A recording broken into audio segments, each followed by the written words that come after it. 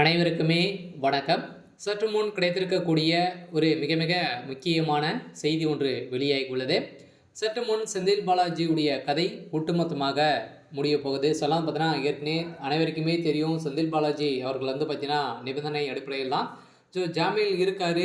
இந்த ஜாமீனின் அடிப்படையில் ஏற்கனவே வந்து பார்த்தீங்கன்னா இப்போ மீண்டும் அமைச்சராகி நிறைய மெகா மெகா மெகா ஊழல் வந்து நடந்திருக்கு. 40,000 கோடிக்கு மேலே வந்து பார்த்தீங்கன்னா ஊழல் நடந்திருக்கு அப்படின்ற மாதிரி இப்போ வந்து பார்த்தீங்கன்னா வசமாக அவருடைய டிஜிட்டல் லாக்கர் வந்து சிக்கிய சம்பவம் பெரும் அதிர்ச்சியை வந்து அளிச்சிருக்கு. இந்த நிலையில் தான் மூட்டை மூட்டையாக பணங்கள் சிக்கிய சம்பவம் திமுகவுக்கு இடையேவும் பெரும் அதிர்ச்சியும் ஏற்படுத்தியிருக்கு. இந்த நிலையில் தான் செந்தில் பாலாஜிக்கு சம்மந்தப்பட்ட மது ஆலைகளிலும் அதே மாதிரி ஜெகத் ரக்ஷன் அவருடைய மது ஆலயம் தலைமையகத்திலும் பார்த்தீங்கன்னா அதிரடியாக தொடர்ந்து 3 நாட்களாகவே ரெய்டுகள் நடந்திருந்த நிலையில் தான் இந்த ரெய்டின் அடிப்படையில் இப்போ வந்து பார்த்தீங்கன்னா செந்தில் பாலாஜி, ஜெகத் ரக்ஷன் தொடர்புடைய இடங்களில் அமலாக்கத்துறை சோதனை நடத்தியதில் முக்கிய ஆவணங்கள்லாம் வந்து பார்த்தீங்கன்னா இந்த டிஜிட்டல் லாக்கர் மூலமாக நிறைய டாக்குமெண்ட்டுகள்லாம் சீக்கிருக்கு. இந்த டாக்குமெண்டின் அடிப்படையில் அதிரடியாக செந்தில் பாலாஜியுடைய கதை ஒட்டுமொத்தமாக முடிந்திருக்கு. இதை பற்றி தான் இந்த வீடியோவில் நம்ம பார்க்க போகிறோம்.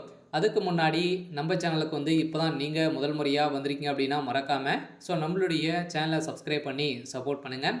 வாங்க வீடியோக்குள்ளே போகலாம். வந்து பார்த்தீங்கன்னா செந்தில் பாலாஜி அவருக்கு தொடர்புடைய இடங்களிலும் அதே மாதிரி திமுகவுடைய எம்பி ஜெகத் ரக்ஷன் அவருடைய தொடர்புடைய இடங்களிலும் பார்த்தீங்கன்னா அதிரடியாக ஒரு ரைடுகள் நடந்தது. இதே மாதிரி டாஸ்மார்க்கில் முதல் முறையாக இந்திய வரலாற்றிலேயே டாஸ்மார்க்கில் வந்து பார்த்தீங்கன்னா நடந்த ரைடாக இப்போ திமுகவுடைய ஆட்சி நடந்திருக்கு. இந்த நிலையில் தான் டாஸ்மார்க்கில் மட்டுமே 50,000 கோடிக்கு மேலே மெகா ஊழல் நடந்திருக்கு. இந்த ஊழல் பணங்கள் அனைத்துமே வந்து பார்த்தீங்கன்னா செந்தில் பாலாஜி மட்டுமே எடுத்துகிட்டு போகலை. சொன்னால் பார்த்தீங்கன்னா திமுக இருக்கக்கூடிய முக்கிய புள்ளிகள்லாம் பார்த்தீங்கன்னா மொத்தமே திமுகவுடைய தலைமையகத்துக்கு தான் வந்து போயிருக்கு அப்படின்ற மாதிரி இப்போ தகவல் கிடைத்திருக்கக்கூடிய சூழ்நிலையில் தான் இப்போ முதல்வர் ஸ்டாலின் அவர்கள் வந்து பெரும் கதி கலங்கி போய் தான் வந்து இருக்கார். அதில் திமுகவுடைய தலைமையகமே இப்போ பாஜகவுடைய கையில் தான் வந்து இருக்குது. இன்றைக்கி நாளைக்கு அப்படின்ற மாதிரி ஊசலாடி இருக்கக்கூடிய நிலையில் தான் திமுகவுடைய ஆட்சி வந்து இருக்குது. இருந்தாலும் இதற்கு செந்தில் பாலாஜி அவர்கள் வந்து பார்த்தீங்கன்னா அதிரடியாக வசமாக சிக்கியிருக்காரு. தொடர்ந்து திமுகவுடைய அமைச்சர்களும் பார்த்தீங்கன்னா ஜெகத் ரக்ஷன் அவர்களை பொறுத்தளவுக்கு பார்த்தீங்கன்னா அவருக்கு தெரியும்.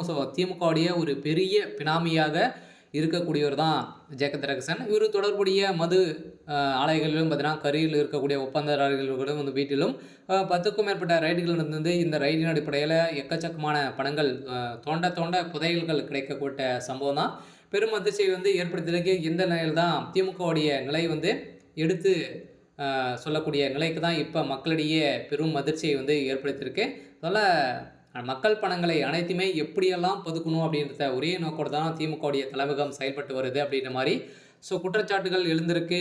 இருந்தாலும் முதல்வர் ஸ்டாலின் அவர்கள் வந்து அவருடைய கதையே வந்து முடிய போகுது. இருந்தாலும் என்ன நடக்க போகுது அப்படின்றத வெயிட் பண்ணி பார்க்கலாம். இது மாதிரி செய்திகளை தெரிஞ்சுக்கணும் அப்படின்னா மறக்காமல் நம்மளுடைய சேனலை சப்ஸ்கிரைப் பண்ணி சப்போர்ட் பண்ணுங்கள். தேங்க்யூ.